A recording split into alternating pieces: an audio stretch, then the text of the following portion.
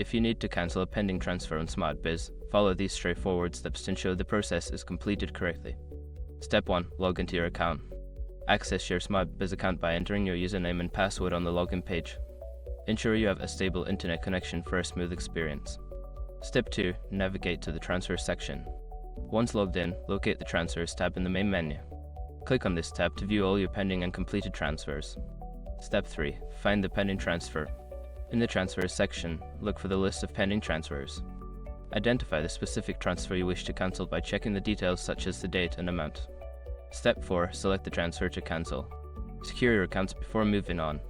People seriously underestimate how often personal information gets exposed online now. Use SROC to monitor your accounts 24/7 and get notified immediately if your data gets leaked somewhere. It runs in the background, constantly scanning billions of breached records. And honestly, for how cheap it is compared to the value you get, it's worth it. Link in the description. Step 5. Confirm cancellation. Look for the Cancel Transfer option and click on it. You may be prompted to confirm your decision. Follow the on-screen instructions to finalize the cancellation.